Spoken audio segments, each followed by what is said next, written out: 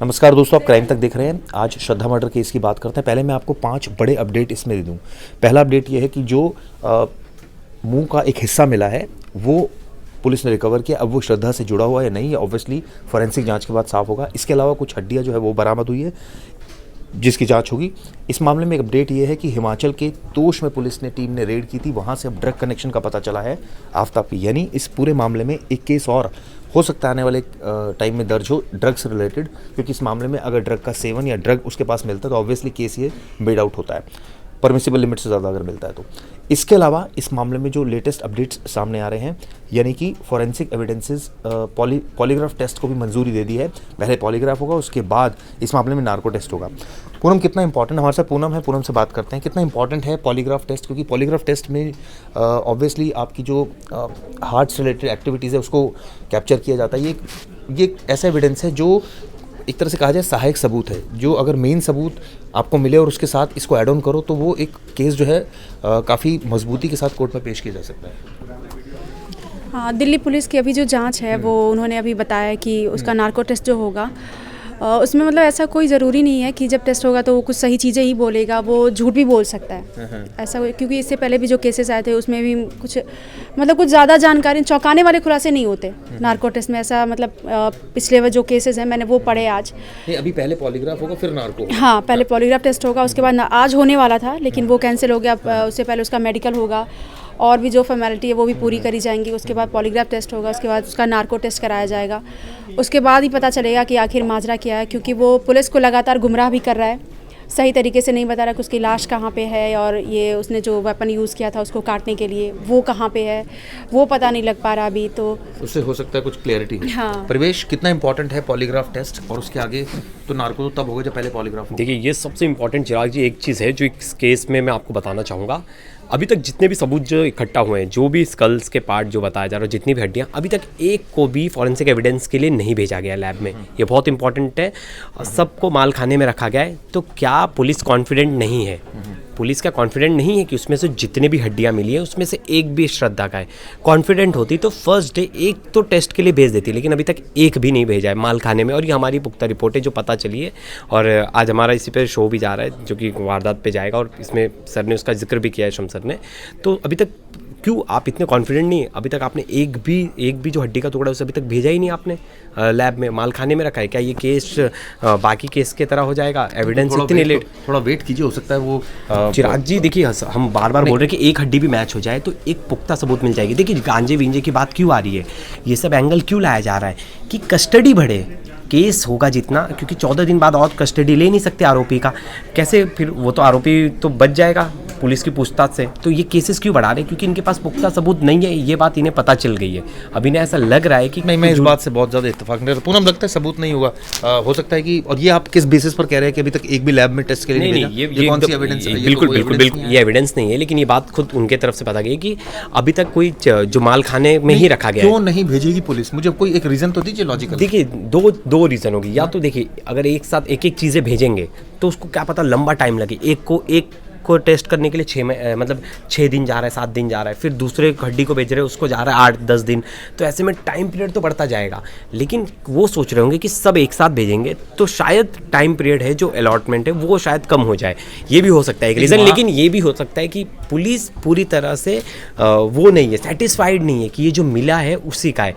Search कर रहे हैं, मिल गया है, अभी क्या पता उसका, तो पूरी तरह सेटिस्फाइड नहीं है। तो ही देखिए, हो सकता है, लेकिन डीएनए सैंपल लिया है ना कि नहीं, अभी तक नहीं लिया। अभी तक लिया नहीं है। हाँ। लेकिन वो लेंगे इसी के लिए, इसी जांच के लिए। और 3 चीजें और मैं आपसे 2 सवाल पूछना चाहता हूँ। एक लड़की जो इतना ज्यादा टॉर्चर झेल रही थी, उसकी मजबूरी क्या थी? वो क्यों फिर भी रुकी हुई थी? इसमें 3 खुलासे आज हुए हैं। पुलिस ने बताया कि श्रद्धा और ये आफ्ताब साथ में जब हिमाचल गए थे वहाँ पर भी इन दोनों के झगड़े हुए, वहाँ पे भी आफ्ताब ने श्रद्धा को पीटा था। तो और इस बात यहाँ पे ये भी एक खबर सामने आई है कि श्रद्धा और आफ्ताब दोनों ही एक दूसरे के साथ शादी नहीं करना चाहते थे। जब साथ में क्यों रह रहे थे? वो रह रहे थे लेकिन शादी अब नहीं करना चाह रहे थे। और वो लड़ाई झगड़ा जो हो रहा था, जो खुलकर बातें सामने आ रही थी कि श्रद्धा शादी करना चाहती थी, आफ्ताब नहीं करना चाहता था, इस वजह से मारपीट होती थी। ऐसा नहीं है, नशे में मारपीट होती थी। नहीं तो फिर ये बात खुल के कौन सी मजबूरी है कि आप नशे में पिटने के लिए तैयार है? कोई आपको पीट रहा है और आप वहाँ से हट नहीं रही हैं? हाँ, ये श्रद्धा की गलती है, क्योंकि वो जब पीटता था उसके अगले दिन अपने घर चला जाता, उसके बाद वापस आ जाता था, फिर वो उसके साथ रहने लग जाती। तो ये श्रद्धा की गलती है और उसकी फैमिली वालों को भी पता था ये चीज़ें, श्रद्धा की फैमिली को भी पता थी और आफ्ताब की फैमिली को भी पता थी ये बहुत बार चीज़ें। चिराग जी मजबूरी का फायदा उठाया जाता है, जैसे मजबूरी का मजबूरी वाला एंगल तो वैसा कुछ अभी तक आया नहीं है। श्रद्धा के पास कोई ऑप्शन नहीं था। देखिए वो अपने दोस्तों से सोशली बहुत दूर हो गई थी, दिल्ली आके रह रही थी, उसके पेरेंट्स से, सबसे मेन चीज उसके पिता से उसकी दूरी हो गई थी। अब उसके पास कोई था नहीं पीछे, दूरी स्टार्टिंग से थी, पिता से दूरी स्टार्टिंग से थी। पिता ने भी बोला है कि वो चाचा के करीब थी, तो वो चाचा से बात कर सकती थी। एक पेरेंटल सपोर्ट नहीं था। जब एक पेरेंटल सपोर्ट नहीं होता है तो आपको लगता है जो आपसे प्यार कर रहा है वही है बस आपकी दुनिया, क्या आपको पीट रहा है। बिल्कुल, बहुत बार होता है ऐसा, बहुत सारे केसेस में देखा है, क्योंकि तब तो प्यार अंधा हो जाता है, तब कुछ समझ में नहीं आता। आपसे पूछता हूँ ये वाली बात, नहीं, लेकिन मैं इनकी इस बात से एग्री नहीं करता कि आपने बोला कि उसके पास कोई ऑप्शन नहीं था, बिकॉज अपने माँ बाप को छोड़ के जाने का डिसीजन भी उसका ही था, उसके लिए किसी ने फोर्स नहीं किया था, वो डिसीजन भी उसका था। तो आप कैसे कह सकते हो उसको ऑप्शन नहीं था।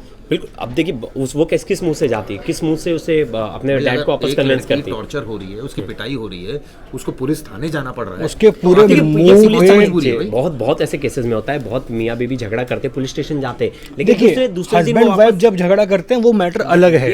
यहाँ पर अभी शादी हुई नहीं थी, ये लोग सिर्फ लिविंग में रह रहे थे। लिविंग भी उतना ही लीगलाइज है जितना एक हस्बैंड वाइफ रहते, सेम ही समझ लीजिए। बस ऐसा समझ लीजिए कि उनके बीच में एग्रीमेंट नहीं हुआ है या उनके बीच में कोई लिखा पड़ी नहीं हुई है। वही तो बोल रहा हूँ, एग्रीमेंट नहीं हुआ है। तो अगर उसके पास इतना ज्यादा उसको मारा पीटा जा रहा था, इतना उसको अगर टॉर्चर किया जा रहा था, तो अपने माँ बाप से बात कर सकती थी। अगर माँ बाप से के पास नहीं थी, इंडिया में हर चीज ये पॉसिबल है। दो चीज, मेरे दो सवाल हैं। एक चीज ये पॉसिबल है कि वो हत्याकांड को अंजाम दिया जा रहा था, बॉडी के पीसेस काटे जा रहा था और उसने 6 महीने के दौरान किसी को कुछ नहीं बताया, क्या ये पॉसिबल है? मतलब एक, क्योंकि हर शख्स अपना दिल बताएगा। देखिए भाई, आप नशा आपका उतरेगा तो आपको लगेगा रिग्रेट होगा, या आपको लगेगा गिल्ट होगा, या आपको ये लगेगा कि ये मैंने क्या कर दिया, अब मैं अपना दिल कैसे हल्का करूं। किसी ना किसी से तो कुछ ना कुछ तो शेयर। सर देखिए, दो चीज़ होती हैं। एक होता है कि आपका दिल हल्का करने के आप किसी दोस्त के पास जा रहे हो जिस पर आप बहुत ट्रस्ट करते हो। एक होता है कि दिमाग में होता है अगर ये बात मैंने कहीं इतनी सी भी निकल गई तो मुझे सजा हो सकती है। और जैसा हमने देखा कि उसने OTT पे इतनी सारी वेब सीरीज देखी थी, कैसे लाश ठिकाने लगानी है, कैसे सबूत मिटाने हैं, ऐसा कैसे क्या किया जाए जिससे मैं कभी भी अगर मुझे आगे भी पुलिस अरेस्ट करती है या मुझे वो करती गिरफ्तार करती है तो कोई सबूत ना मिले। तो प्लानिंग तो उसने पूरी की थी, नो डाउट। जो हम आज भी देख रहे हैं, इतना टाइम हो गया उसको अरेस्ट किए हुए, अब तक कोई सबूत नहीं मिल पाई है। पुलिस हर जगह जांच कर रही है, उसके घर जा रही है, हर जगह सबसे पूछताछ कर रही है, फोन रिकॉर्ड सब चेक कर रही है, सबूत कुछ नहीं मिल रहे हैं। तो प्लानिंग तो उसकी बहुत बढ़िया थी। तो मिल रहे हैं, आप कह रहे सबूत नहीं, क्या सबूत मिल रहे हैं? सर्कमस्टेंशियल एविडेंस है। सर्कमस्टेंशियल एविडेंस है ना, अभी प्रूफ हुआ है क्या? ये बताइए। होगा ना सर, आज की बात कर रहा हूँ मैं आपसे। 21 तारीख है ना आज, मैं आपसे आज की बात कर रहा हूँ, अभी तक तो नहीं है। हाँ, शाम को 1 घंटे बाद हो जाए तो बात अलग है। अभी की बात अगर हम बात करें तो अभी तक कोई भी सबूत नहीं है। चलिए, ये तो जो एविडेंसेस कलेक्ट होते हैं तो ये तो कोर्ट में 3 महीने बाद चार्जशीट फाइल करनी है ना। बिल्कुल, तो अभी कैसे हम ये कह देंगे इस बात को? चिराग जी, आपने बात बहुत सही कही। 3 महीने बाद चार्जशीट फाइल करनी है, जो चार्जशीट का डेट है। लेकिन आप समझ नहीं पा रही कस्टडी का टाइम कितना है। अगर कोई प्रॉपर एविडेंस नहीं है उस बिना पर आगे और मांगी नहीं जा सकती कस्टडी। तभी तो ड्रग केस लगाया है। हाँ, तो इसीलिए हो सकता है ड्रग का कोई मामला आगे दर्ज हो। हाँ, पता है उसमें और कस्टडी का टाइम मिल जाएगा। मतलब इनके पास पूछताछ का जो टाइम है वो बढ़ जाएगा। क्या इसके परिवार, श्रद्धा अपने परिवार को कुछ नहीं बताती थी? क्या उस आफ्ताब के परिवार को नहीं बताती थी? कई बार होता है कि आप आफ्ताब के परिवार को बताएं जी, अपने इन लॉज को, कि भाई मेरा लड़का मुझे पीट रहा है, मेरे साथ मारपीट करता है। या ये आफ्ताब नहीं बताता था फैमिली को कुछ इस तरह की बात कि हमें परेशानी हो रही है या हम ठीक से लाइफ नहीं गुजर कर पा रहे, या उसके घर वाले उससे पूछते नहीं थे भाई आप फ़ोन नहीं कर रहे, तो ये थोड़ी कि घर वाले फ़ोन नहीं करेंगे, घर वाले आपसे पूछते हैं ना भाई कैसा चल रहा है तुम्हारा, कहाँ रह रहे हो, क्या कर रहे हो। आफ्ताब की फैमिली को पता थी, सारी चीज़ें पता थी। जब भी आफ्ताब उसको पीटता, वापस वो अपने घर जाता था तो माँ बाप से बातें होती थी। उसके बाद उसके माँ बाप श्रद्धा को भी कॉल करते थे और उसको समझाते थे कि ये ठीक हो जाएगा, उसको भी समझाते थे। तो यहाँ पर इसकी फैमिली को तो पूरी तरीके से पता थी चीज़ें, लेकिन उसकी फैमिली कट ऑफ हो चुकी थी। और एक टाइम के बाद उसकी फैमिली में, आफ्ताब की फैमिली ने भी दोनों को छोड़ दिया था। इसके बाद ये चीज़ें हुई हैं। जब ये चीज़ें होनी स्टार्ट हुई हैं, जब उसने उसको मारा है, अब ये श्रद्धा को मारा था, उस टाइम पे इनके घर वाले बिल्कुल ही कट ऑफ थे। उनको बिल्कुल भी पता नहीं था कि उनका बेटा क्या कर रहा है, उनकी बेटी कहाँ पे है, कुछ पता नहीं था, क्योंकि वो लिव इन में रहते थे। इस वजह से श्रद्धा के माँ बाप तो नाराज़ चल रहे थे, लेकिन माँ के साथ उसकी बातें होती थी। लेकिन 2020 में उनकी भी डेथ हो गई। उसके बाद उसने पेरेंट्स के घर तो बिल्कुल ही छोड़ दिया, वापस फिर कभी नहीं गई घर। और उसका एक भाई भी है, पेरेंट्स भी हैं। आज पिता ने बोला है कि वो चाचा के साथ कनेक्टेड थी, वो उनसे बात कर सकती थी। अब वो, हालांकि अब वो मांग कर रहे हैं कि श्रद्धा अरे आफ्ताब के लिए फांसी की मांग कर उन बोल रहे हैं कि दिल्ली पुलिस की जांच पर लेकिन भरोसा चिराग है। जी आप यहाँ देखने वाली बात है कि इन्होंने बहुत इंपॉर्टेंट बात बोली कि थे ऑप्शंस थे, कहीं ना कहीं जाने के ऑप्शंस थे, लेकिन आप देखिए स्टांस को समझिए, वो झगड़ा कैसे था। अब जो आफ्ताब ने जिस क्राइम को किया है उसे कोई सिंपैथाइज नहीं कर सकता कि उसने कैसे किया, क्यों किया, किस हालात में किया, लेकिन हो सकता है कि देखिए मतलब एक गुस्सा जो है इंसान की जान ले लेता है। ऐसे हमने बहुत सारे केस देखे, गुस्से में किसी ने किसको मार दिया, कुछ कर दिया, शायद वो पहले से प्लान करता ना हो, शायद वो पहले इतना मारपीट ना करता हो, लेकिन उस दिन उसने ज़्यादा नशा किया हो। अब उसे नशे की हालत में समझा ही नहीं कि मैंने कितना झगड़ा हो रहा है, मैंने क्या कर दिया, लेकिन बाद में रियलाइज हो। इस बात से मैं बिल्कुल agree करता बिल्कुल हूं। बिल्कुल बिल्कुल सुनो, अगर आपने कितना भी ज़्यादा आपने ड्रग्स या आपने अल्कोहल का सेवन किया हुआ हो, आप वही कारनामा करोगे जो आपने पहले किया हो, चाहे आपने उसकी उस दिन आप में हिम्मत ज़्यादा आ गई, डेली आप कम बेसिस पे करते हो। बिल्कुल ऐसा नहीं कि आप बिल्कुल आप धूत हो तो आप कुछ भी कांड कर दोगे। अगर आपने आपकी उससे पहले हाथापाई हुई है, चाहे वो कम हुई है, चाहे हफ्ते में, चाहे 20 दिन में हुई है, नहीं मेरा कहने मतलब ये नहीं है, मतलब पहले भी उसने हाथ तो उठाए हैं, ये बात तो है साबित। बिल्कुल, क्या पता ठीक है, दोनों लड़ते तो उस थे। दिन उसकी हिम्मत गई बट ये मैं नहीं कह सकते कि हम उसने वो आपका मतलब ये भी वहाँ हो सकता है पर कि दोनों लड़ते थे पहले, बहुत सारी चीज़ अभी तो सामने नहीं। हमने तो एक ही बात सुनी है ना, हमने एक तरफा बात सुनी, क्या पता आफ्ताब बोले आगे जाके कि हम दोनों लड़ते थे, दोनों रहते थे, दोनों लड़ते थे, दोनों मारामारी करते थे। बाद में अब चीज़ें हैं जो कि सामने, जो मारना तो बहुत गलत है, उससे कोई जस्टिफाई कर ही नहीं सकता, लेकिन हाँ एग्रेशन, वो थोड़े से समय का एग्रेशन ने बच्ची की जान ले ली। और वो गुस्से, बहुत लोग बोल रहे हैं कि एंगर मैनेजमेंट बहुत ज़रूरी क्यों होता है, क्योंकि देखिए क्रिमिनल नहीं था कि पहले से किसी को मार के आ रहा है। हाँ सर, मैं बोल रही थी कि जैसे मीडिया रिपोर्ट्स में दिखाई जा रही है कि शादी की बात पर उसने उसकी हत्या की है, तो आज ये खबर आई है कि शादी की बात पर उसने हत्या नहीं की है।